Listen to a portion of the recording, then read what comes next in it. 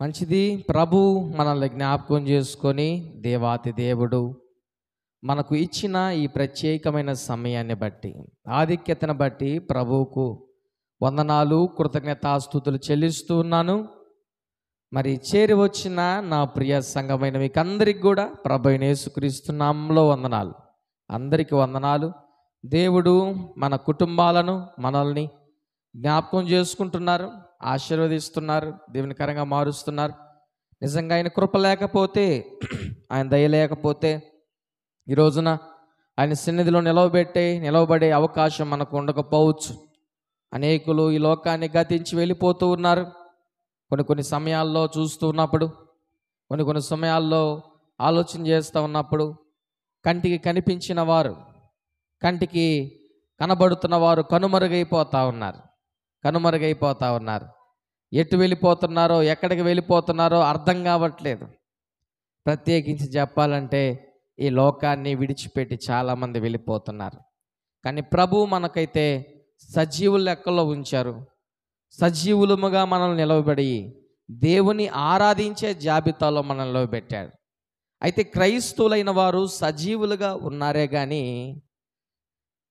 దేవుని ద్వారా ఘనత పొందలేని స్థితిలో, దేవుని అభిషేకాన్ని పొందుకోలేని స్థితిలో, దేవుని ఆత్మచేత నింపబడలేని స్థితిలో ఉంటూ ఉన్నారు. సజీవులముగా మనం ఉన్నాం, కానీ ఎలా ఉన్నామంటే ఘనత లేని వారముగా, అంటే గౌరవము లేని వారిమిగా, దేవుని అభిషేకము లేని వారిమిగా, దేవుని ఆత్మతో నింపబడిన వారముగా ఉన్నాం. చాలామంది అంటుంటారు కదా, ఒరే నువ్వు సచ్చిన శవంలాగా ఉండవురా, దేనికిరా, నీ వల్ల ఏం ప్రయోజనం రా అన్నట్టు. చాలామంది అంటుంటారు, నీ వల్ల ఏం ప్రయోజనం ఉంది, నీవు సచ్చిన శవంలాగా ఉండవు, నీ ద్వారా ఏ ప్రయోజనం లేదు అని చాలామంది కోపం వచ్చినప్పుడు తిడుతూ ఉంటారు. అయితే ఈ రోజున క్రైస్తవులు సజీవులుగా ఉన్నారు. సజీవులుగా ఉండి దేవుని ద్వారా గణపరచబడుతున్నారా? దేవుని అభిషేకాన్ని పొందుకుంటున్నారా? దేవుని ఆత్మచేత నింపబడుతున్నారా? ఎందుకు క్రైస్తవులు ఘనత పొందలేకపోతున్నారు? ఎందుకు క్రైస్తవులు అభిషేకాన్ని పొందలేకపోతున్నారు? ఎందుకు క్రైస్తవులు దేవుని ఆత్మచేత నింపబడలేకపోతున్నారు అని మనం గమనిస్తే ప్రధానమైన కారణము క్రైస్తవులు గద్దింపును త్రోసివేస్తూ ఉన్నారు. ఏంటి? క్రైస్తవులు గద్దింపును త్రోసివేస్తూ ఉన్నారు. సామెతల గ్రంథంలో ఉంటుంది ఒక మాట, 13వ అధ్యాయము 18వ వచనంలో మనం గమనిస్తే అక్కడున్న మాటను దయచేసి చదవండి. సామెతల గ్రంథం 13వ అధ్యాయము 18వ వచనం. శిక్షను ఉపేక్షించువానికి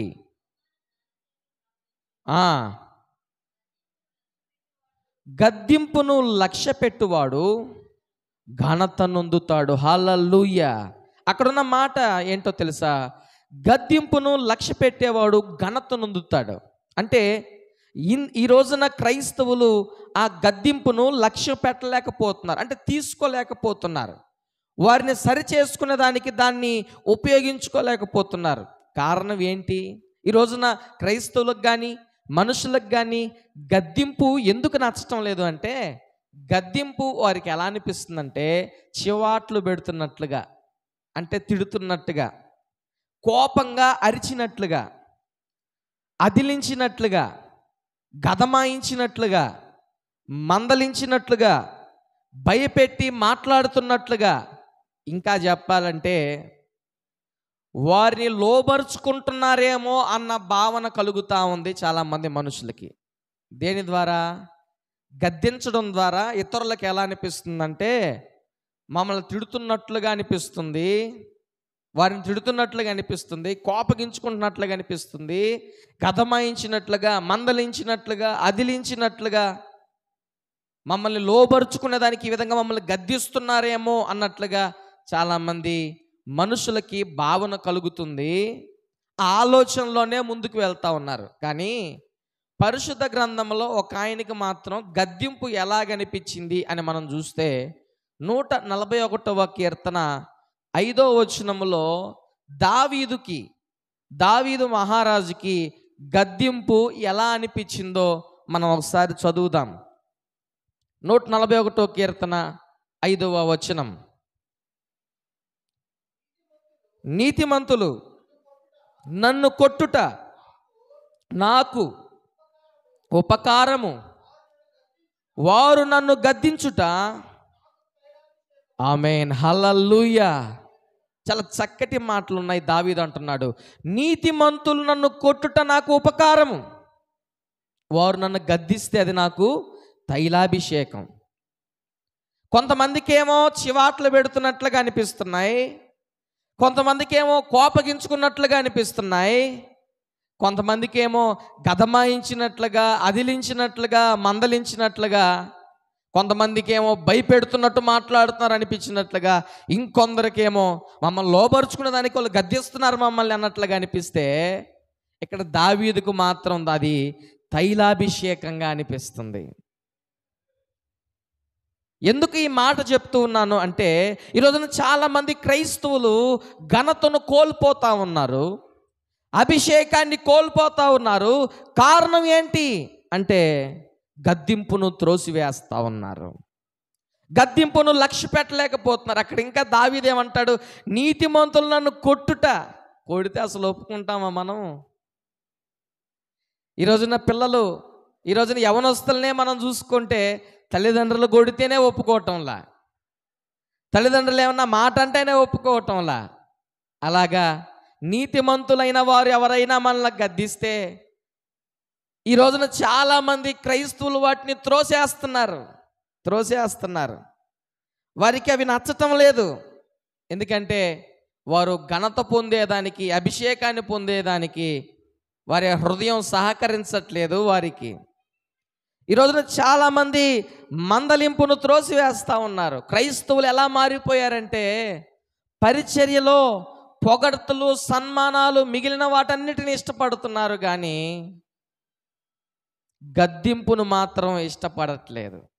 ఈరోజున చాలామంది మనుషులకి ఏం కావాలి? పొగడ్తలు కావాలి, సన్మానాలు కావాలి. అలాగని ఎవరినైనా ఎంకరేజ్ చేస్తే తప్పని నేను చెప్పను, పొగిడితే తప్పని నేను చెప్పను, సన్మానం చేస్తే తప్పని నేను చెప్పను. వీటిని ఇష్టపడుతున్నారు, గద్దింపుని ఎందుకు ఇష్టపడటం లేదు? పొగడ్తల ద్వారా నీకేం వస్తుందో నాకు తెలియదు, సన్మానం ద్వారా నీకేం వస్తుందో నాకు తెలియదు, కానీ గద్దింపు ద్వారా నువ్వు ఘనతను పొందుతావు, గద్దింపు ద్వారా నీకు అభిషేకం కలుగుతుంది. అందుకే ప్రసంగిలో ఒక మాట ఉంటుంది. ప్రసంగి గ్రంథం 7వ అధ్యాయము 5వ వచనంలో ఏముంటుందో తెలుసా? బుద్ధిహీనుల పాటలు వినేదానికంటే జ్ఞానుల గద్దింపు వినటం మేలని ఉంటుంది. ఏంటి? బుద్ధిహీనుల పాటలు వినేదానికంటే జ్ఞానుల గద్దింపు వినడం మేలు. ఈ రోజున క్రైస్తవులకి అన్నీ ఇష్టం, కానీ గద్దింపుతో కూడిన మాటలు, సరిచేయబడిన మాటలు ఈ రోజున క్రైస్తవులకు ఇష్టం లేకుండా పోయింది. అవి వారికి నచ్చటం లేదు, అవి వారికి మింగుడు పట్టడం లేదు. అందుకే క్రైస్తవులు చాలామంది ఘనతను కోల్పోతూ ఉన్నారు, అభిషేకాన్ని కోల్పోతూ ఉన్నారు. ఇంకా ప్రత్యేకించి చెప్పమంటారా? ఈ రోజున చాలామంది క్రైస్తవుల్లో దేవుని ఆత్మ లేకుండా పోయింది. ఏం లేకుండా పోయింది? దేవుని ఆత్మ లేకుండా పోయింది. ఆ దేవుని ఆత్మ ఎందుకు లేకుండా పోయిందో తెలుసా? సామెతల గ్రంథంలో మనకు జవాబు దొరుకుతుంది. సామెతల గ్రంథం 1వ అధ్యాయము 23వ వచనాన్ని కానీ మనం కానీ చూడగలిగితే, అక్కడున్న మాటను మీరు ఒకసారి చదవండి. చాలా స్పష్టతను మనకు ప్రభు అనుగ్రహిస్తూ ఉన్నాడు. సామెతలు 1వ అధ్యాయం 23వ వచనం. నా గద్దింపు విని తిరగండి, ఆలకించండి, నా ఆత్మను మీ మీద కుమ్మరిస్తాను. హల్లెలూయా! ఎంత అద్భుతమైన మాట చూసారా? దేవుని గద్దింపు విని ఎవరైతే తిరుగుతారో, దేవుని గద్దింపు విని ఎవరైతే ఆలకిస్తారో, ఎవరైతే దేవుని గద్దింపు ద్వారా వారిని వారు సరి చేసుకుంటారో, వారి మీదకి దేవుని ఆత్మ వస్తుంది. మీరు నమ్ముతారంటే ఒక మాట చెప్తాను, మీరు నమ్ముతానంటే 106వ కీర్తనలో ఇలాగుంది, 9వ వచనంలో ఏముందో తెలుసా? ఎర్ర సముద్రాన్ని దేవుడు గద్దించాడంట. ఏం చేశాడంట? ఎర్ర సముద్రాన్ని దేవుడు గద్దించాడంట. ఎర్ర సముద్రాన్ని దేవుడు గద్దిస్తే ఆ సముద్రము ఆరిన నేలగా ఇజ్రాయేలుకి బాటగా ఏర్పడింది. అంటే ఈ మాటను బట్టి మీకు ఏం చెప్పదలుచుకుంటున్నానంటే, ఈ లోకంలో దేవుడు ఎవరినైతే గద్దిస్తున్నారో వారందరూ కూడా లోబడి ఘనత పొందుతున్నారు, అభిషేకించబడుతున్నారు, దేవుని ఆత్మచేత నింపబడుతున్నారు. కానీ క్రైస్తులైన వారే గద్దింపును లక్ష్య పెట్టక, గద్దింపును త్రోసివేసి ఘనత పొందలేకపోతున్నారు, ఆశీర్వదించబడలేకపోతున్నారు, అనగా అభిషేకం కోల్పోతున్నారు, దేవుని ఆత్మను పొందలేకపోతున్నారు. అసలు గద్దింపు ఎందుకు వస్తుంది? అసలు గద్దింపు అనేది ఎందుకు వస్తుంది? మన పొరపాట్లను బట్టే గద్దింపు అనేది వస్తుంది. ఎప్పుడైతే మనం పొరపాటులో ఉంటామో ఆ పొరపాటు సరి చేయబడేదానికే దేవుడు మనల్ని గద్దిస్తాడు. బైబిల్లో చాలా స్పష్టంగా ఉంది. లూకా సువార్త 18వ అధ్యాయం 15వ వచనంలో, నీ సహోదరుని నువ్వు గద్దించు, నీ సహోదరుడు ఒకవేళ తప్పిదంలో ఉంటే వాడిని గద్దించు అని అక్కడ మనం మాటను చూస్తాం. ఇంకా చెప్పాలంటే లూకా సువార్త 23వ అధ్యాయం 40వ వచనంలో, సిలువలో ఉన్న 2 దొంగల్లో ఒక దొంగ పక్క దొంగను గద్దిస్తూ ఉన్నాడు. నువ్వు ఇంకా అదే శిక్షా విధిలో ఉన్నావు, నువ్వు ఇంకా మారవా? ఆయనైతే ఏ పొరపాటు చేయలేదు. ఈ శిక్ష మనకు సమంజసమే, ఈ శిక్ష మనకు సమంజసమే అని ఆ దొంగ తోటి దొంగను గద్దిస్తూ ఉన్నాడు. ఈ రోజున మనం అందరం అనుకుంటాం, ఏందబ్బా దేవుని వాక్యం నాతోనే మాట్లాడుతుంది అంటే, చాలామంది మందిరంకి వచ్చేటప్పుడు ఏమంటారో తెలుసా? ప్రభువా నీవు నాతో మాట్లాడయ్యా, నాతో మాట్లాడయ్యా అంటారు. మాట్లాడితే మాత్రం ఇదేంది, ఇది నా గురించే వాక్యం చెప్పారు అని అనుకుంటారు. ఒక మాట చెప్పమంటారా? దేవుడు ఎందుకు మనుషుల్ని గద్దిస్తాడు, ఎవరిని గద్దిస్తాడు అని మనం చూస్తే, సామెతల గ్రంథంలో 3వ అధ్యాయము 11-12 వచనములో చాలా చక్కటి జవాబు మనకు దొరుకుతుంది. దయచేసి చదువుతారా? నా కుమార్తె, యెహోవా శిక్షను తృణీకరింపబాకు, ఆయన గద్దింపునకు విసుకబాకు. తండ్రి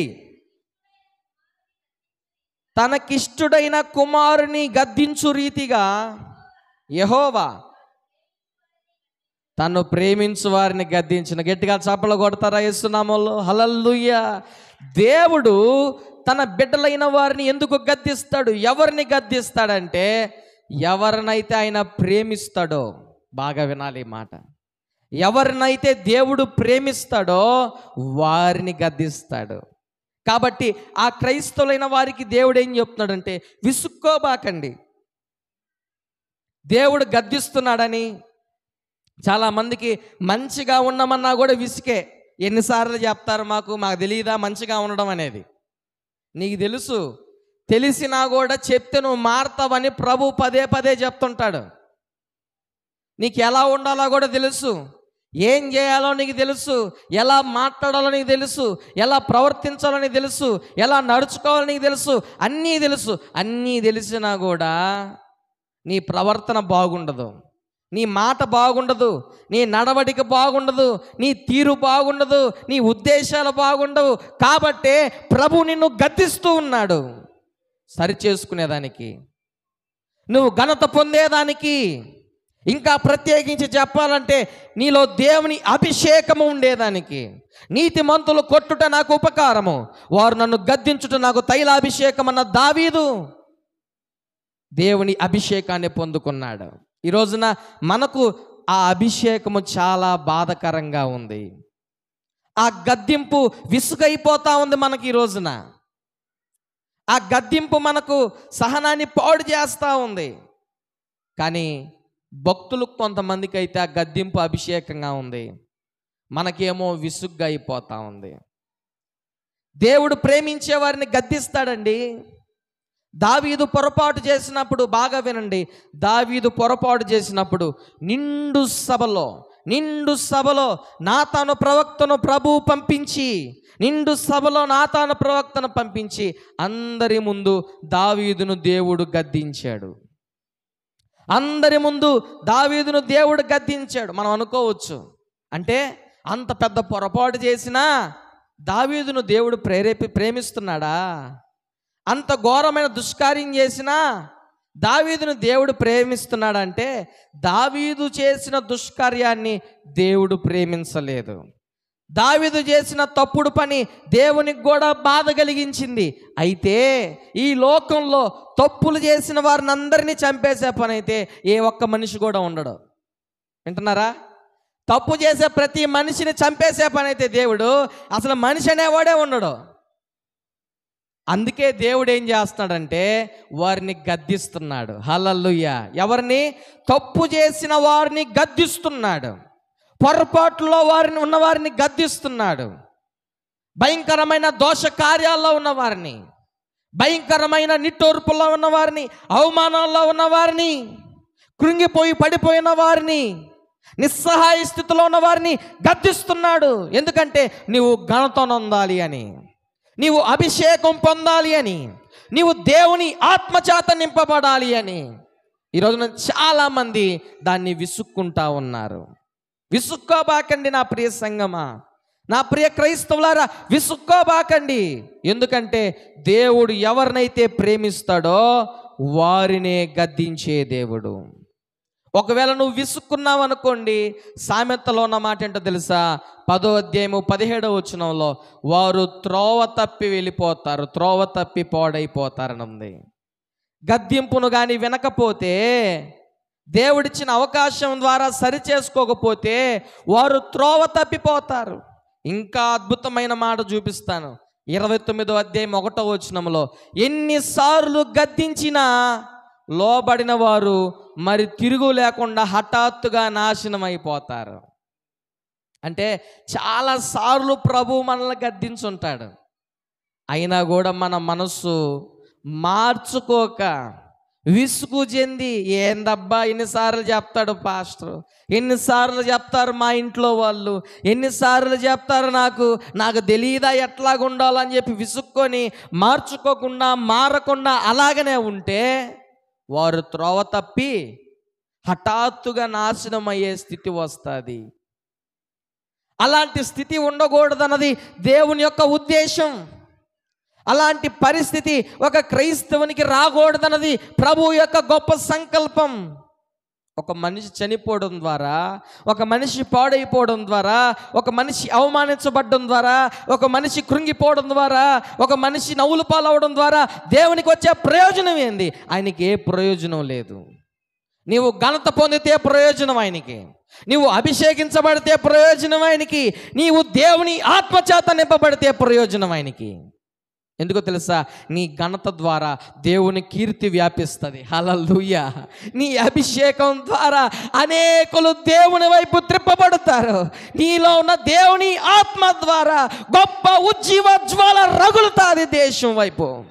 అప్పుడు ప్రయోజనం. కానీ నీవు అవమానించబడితే ఆయనకేం ప్రయోజనం? నీవు అగౌరవంగా బ్రతికితే ఆయనకేం ప్రయోజనం? అభిషేకం లేకుండా చల్లారిన జీవితాల్లో బ్రతికితే ఆయనకేం ప్రయోజనం? దేవుని ఆత్మ లేకుండా సాతాను ఆత్మను ధరించుకుంటే ఆయనకేం ప్రయోజనం చెప్పండి? అందుకే కదా నేను గద్దించేది ప్రభువు. కానీ ఈ రోజున క్రైస్తవులు దాన్ని ఏం చేస్తున్నారంటే విసుక్కుంటా ఉన్నారు. ఏందబ్బా మాకు తెలియదా అన్నట్లుగా. నా ప్రియ సంగమా, ఈ రోజున ఈ లోకపరముగా మనం జీవిస్తున్న జీవితం ఏదైతే ఉందో, మనం నడిచే నడత ఏదైతే ఉందో, మన ప్రవర్తన ఏదైతే ఉందో, మన నడవడిక ఏదైతే ఉందో, దీని ద్వారా ప్రభువుకు మహిమ కలిగే విధంగా ఉండాలే కానీ ప్రభువుకు అవమానకరంగా ఉండకూడదన్న విషయాన్ని మీరు గమనించాలి.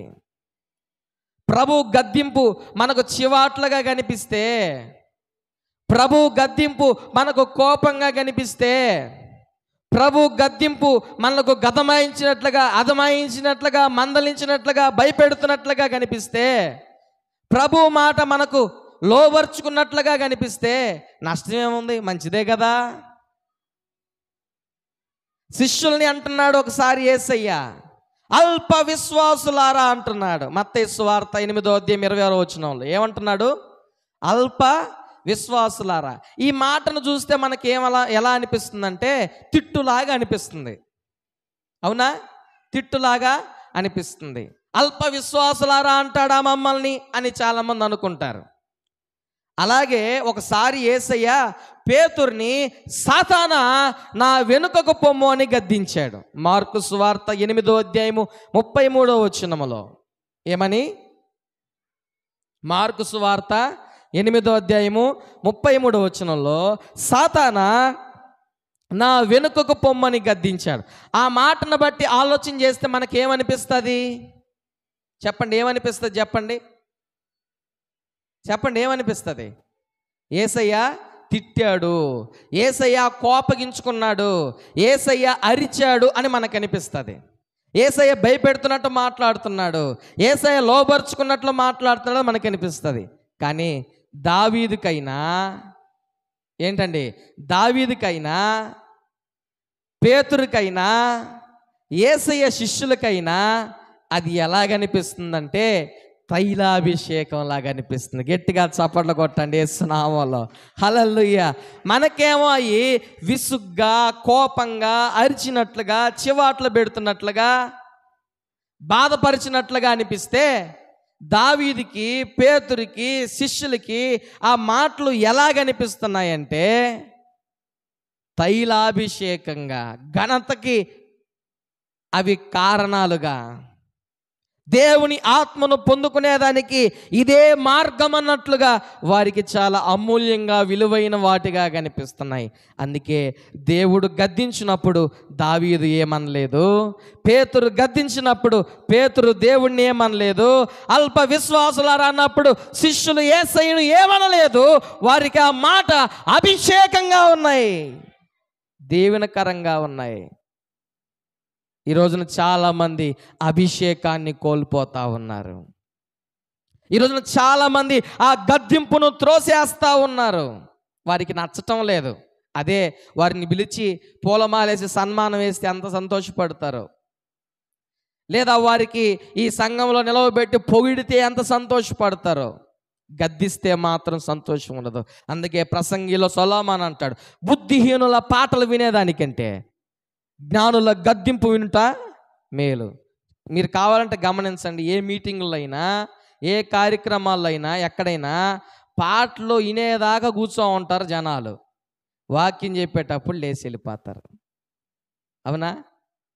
పాటలు 2 గంటలు పాడమంటారు, వాక్యం 30 నిమిషాలు మాత్రమే చెప్పమంటారు. అవునా? నిజమేనా? కారణం ఏంటి?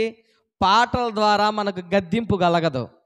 ఏదో వింటాం, పాడతాం, రాగంతో కలిసిపోతాం, ఎటో చూసుకుంటాం, అటో చూసుకుంటాం, చప్పట కొడతాం, కొంతసేపు కొడతాం, అలిసిపోతాం. అప్పుడే మళ్ళీ కొట్టలేక రొప్పు వచ్చేస్తుంది చప్పట కొట్టే లోపే. మళ్ళీ అటు చూసుకుంటాం, నీళ్లు తాగుతాం, ఇవన్నీ చేస్తాం. వాక్యం వచ్చేటప్పటికి మనుషులకి సేమల పాములు పెరిగినట్టు అయిపోద్ది. వాళ్ళు ఏదో పెద్ద దొడ్డుకర తీసుకొని బాధినట్టు అయిపోద్ది. ఎంత కష్టం వచ్చి మీద పడిపోయిందో, అప్పులు వచ్చినప్పుడు కూడా అంత బాధపడరు వాళ్ళు, అప్పులలో పైన పడినప్పుడు కూడా అంత బాధపడరు. వాక్యం చెప్తుంటే మాత్రం వారికి ఎట్టుంటుందంటే గద పొడిసినట్టుగా ఉంటుంది. కొంతమంది గద పొడుస్తున్నట్టుందయ్యా మాక అంటున్నట్టు. చాలా బాధ వాళ్ళకి, చాలా ఇబ్బంది వాళ్ళకి, అది చాలా కష్టం. ఎందుకంటే ఆ మాటల్లో గద్దింపు ఉంది. గద్దింపులో ఏముందో తెలుసా? ఘనత ఉంది. గద్దింపులో ఏముందో తెలుసా? అభిషేకం దాగుంది. గద్దింపులో ఏముందో తెలుసా? దేవుని ఆత్మ దాగుంది. ఈ రోజున ఏ క్రైస్తవుడైతే గద్దింపును లక్ష్య పెడతాడో, అదే చదివించాను మొదట మీకు, ఏ క్రైస్తవుడైతే గద్దింపును లక్ష్య పెడతాడో ఆ క్రైస్తవుడు దీవెనకరంగా మార్చబడతాడు. ఆ క్రైస్తవుడు ఆశీర్వాదకరంగా మార్చబడతాడు. ఆ క్రైస్తవుడు దేదీప్యమానముగా వెలుగుతాడు. ప్రత్యేకించి దైవ సేవకుని కూడా దేవుడు అదే చెప్పాడు. ఏమని చెప్పాడు తెలుసా? 1 తిమోతి 5:20 ఉన్న మాట, పాపం చేసేవారిని అందరి ఎదుట గద్దించు అని చెప్తున్నాడు. 1 తిమోతి 5వ అధ్యాయము 20వ వచనంలో మీరు చూడగలిగితే పాపం చేసేవారిని అందరి ఎదుట గద్దించు ఉందా అక్కడ ఆ మాట? అలాగే 2 తిమోతి 4వ అధ్యాయము 2వ వచనంలో ఏముండవో తెలుసా మాటలు? 2 తిమోతి 4వ అధ్యాయము 2వ వచనంలో ఉన్న మాటలు చూస్తే అక్కడ ఉన్న మాటలు ఉపదేశించు, ఖండించు, గద్దించు, బుద్ధి చెప్పు అన్న మాటలు మనం చూడగలం. ఏం చేయాలంట? ఉపదేశించాలంట, ఖండించాలంట, గద్దించాలంట, బుద్ధి చెప్పాలంట.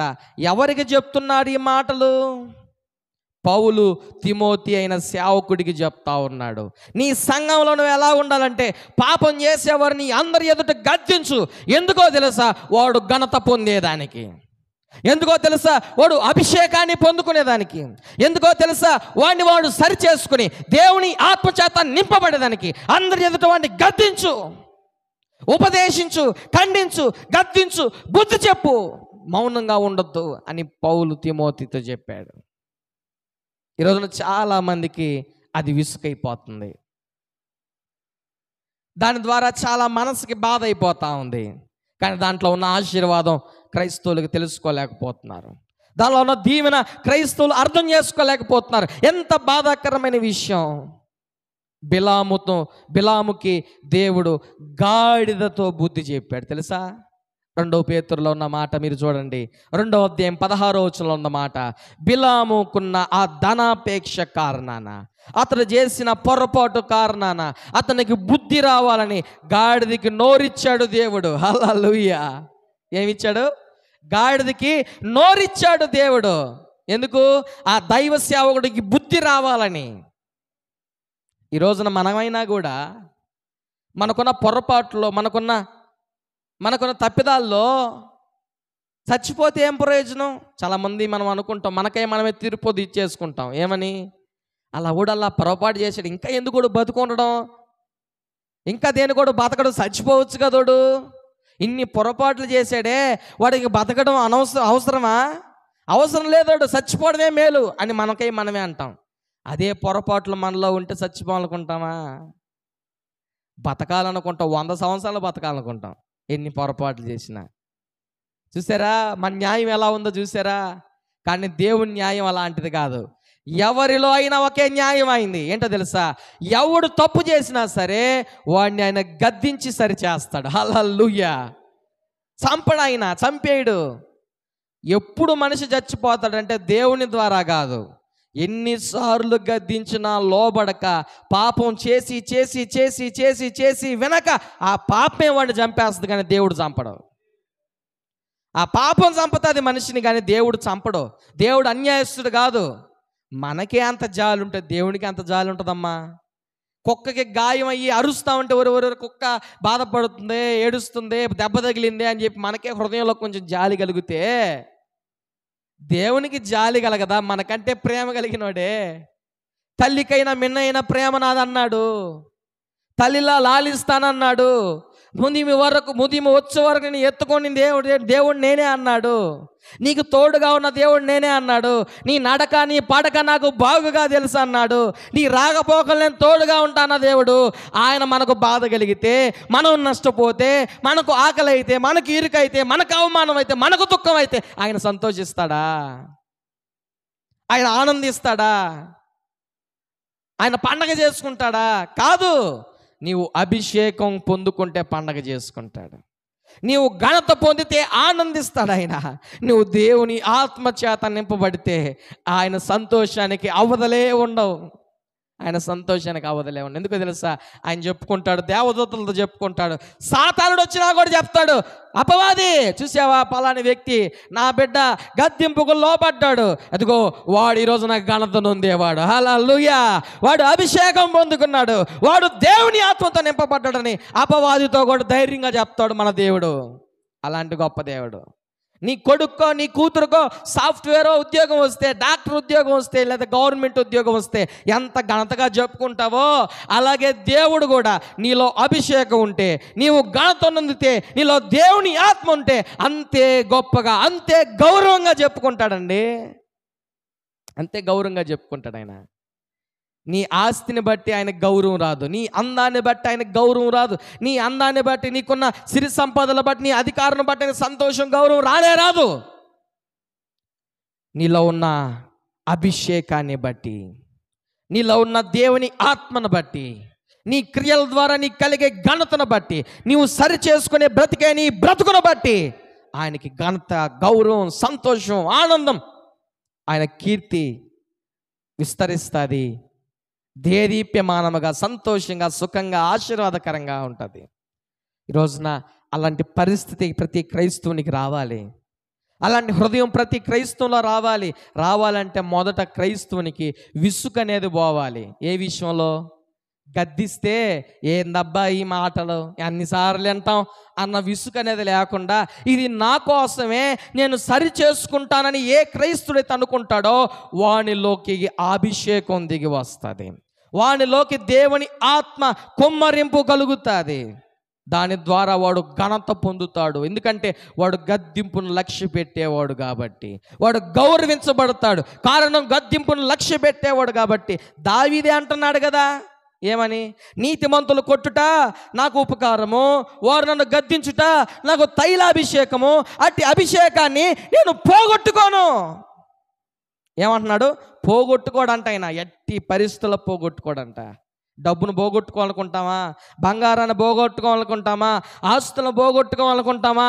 పోగొట్టుకోవాలనుకోమే.